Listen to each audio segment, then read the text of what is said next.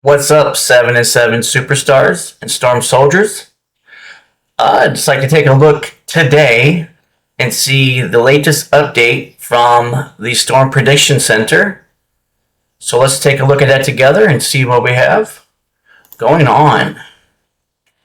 Okay, so let's type in NWS and let's click on National Weather Service. Scroll down here, and it looks like we got a bunch of severe thunderstorm watches out currently. So let's get in though to the day one outlook and see what they are saying with the latest update. So let's go into active alerts. Let's go into thunderstorm tornado outlook. Let's click on current day one outlook. And it looks like we have a slight risk overall right now. But if you remember yesterday, we had a slight risk for southern Indiana and southern Illinois and northern Kentucky. And that turned out to be very chaotic yesterday with a bunch of tornadoes. Confirmed tornadoes, observed tornadoes yesterday. So that most likely was a hard hit area that people maybe let their guard down, maybe just a little bit because of the slight risk. But again, if there's a risk, there is a risk. So again, don't get too caught up on the green and the yellow and the orange and the red and all the other colors. If there is a risk, there is a risk. So take it very, very seriously. Okay, so let's get into it here a little bit. Let me blow this up just a little bit here.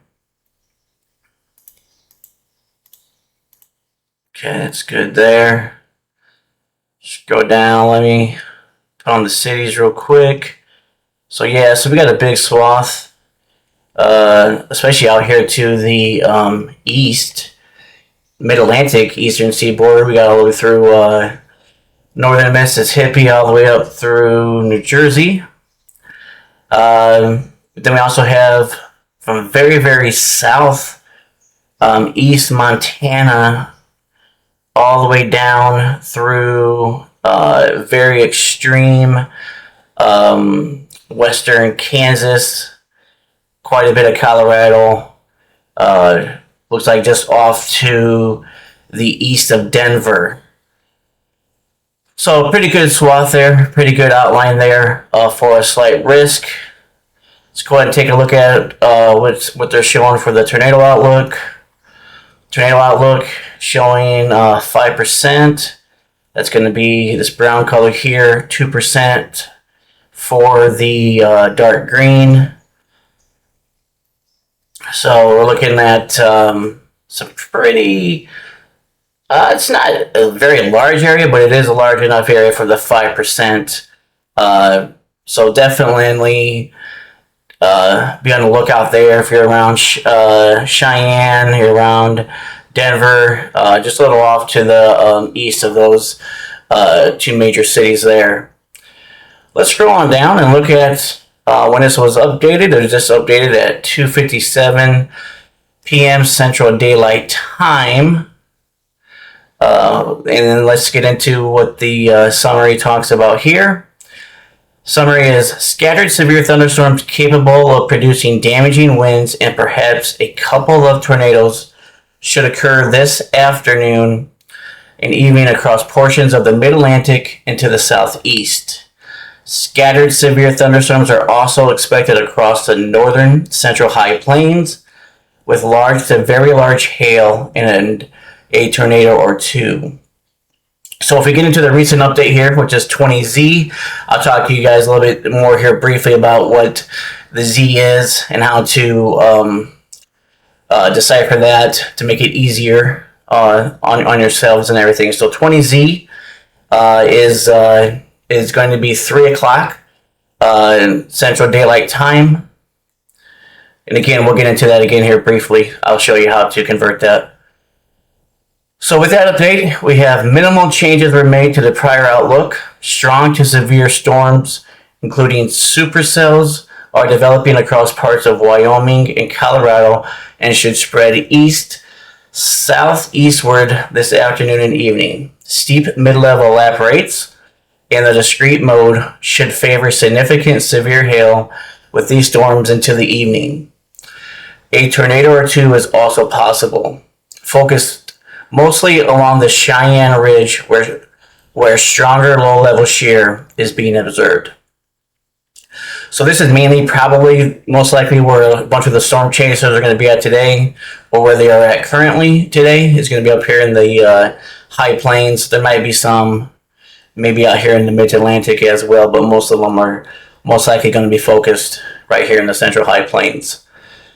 So let's get into the wind as well real quick. We'll take a look at that.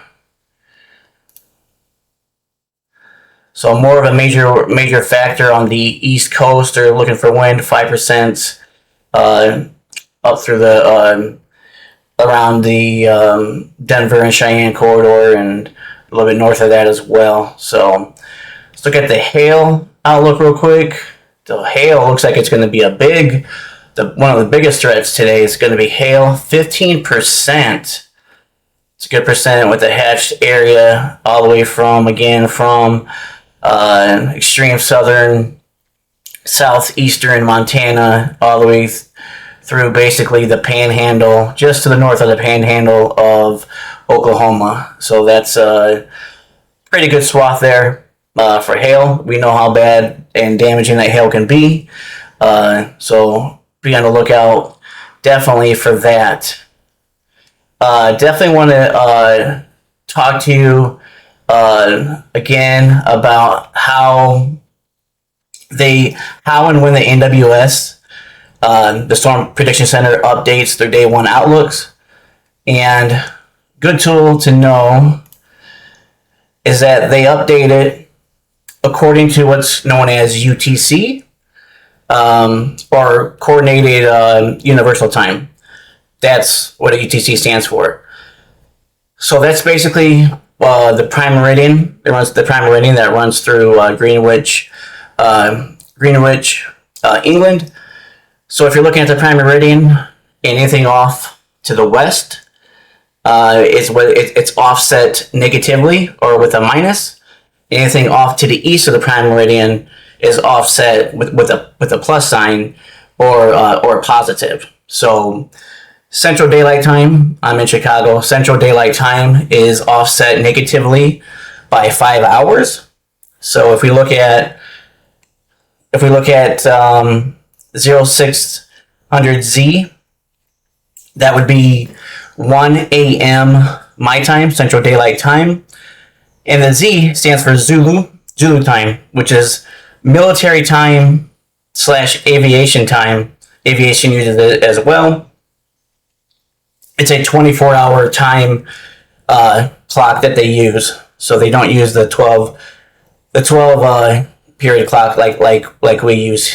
That goes from 12 p.m. to 1 p.m. They use 12 p.m., 13, 14, and so on and so forth. So Zulu time.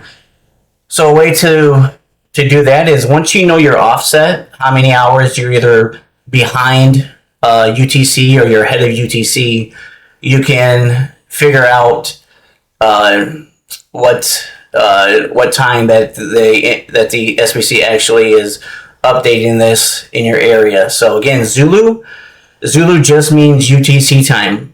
It's just Zulu just is used. It's just military time / and is used in the aviation as well. So if we look at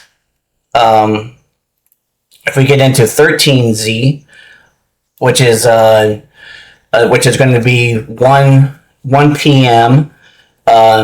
Over a UTZ time, or UTC time, sorry.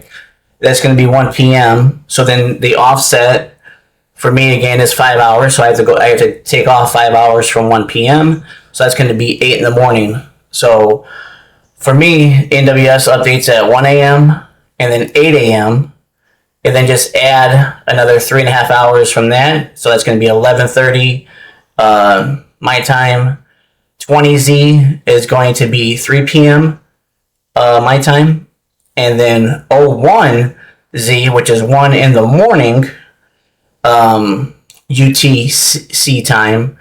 So I take off 5 hours from that. That's going to be 8 p.m. So the day one outlooks get updated 5 times a day. And then so you just have to figure out which area you're in, which time zone you're in, and then that's how you offset that and figure out the time zone for your when they update that.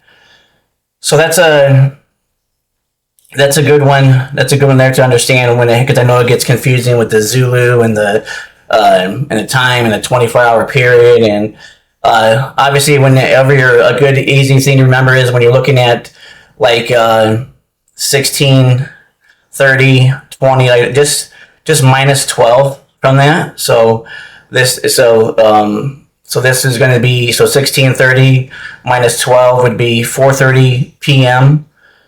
Zulu time, UTC time. That's one way to always do it. It's just minus 12 when you from 20 and 13 and stuff like that. So that's easy to understand it that way. So it's a good tool though. It's good because I know a lot of people get confused, like, oh, when's the day one outlook getting updated? When's it coming out? When's it doing this? When's it doing that? So it's just really good to understand that and everything else. And as well as you can see too, the day 2 outlooks and the day 3 outlooks as well. So just to recap, we have a slight risk today. Overall, on the categorical side of the outlook, we have a 5% tornado risk currently, and we have hail-wise, we have a 15% chance currently.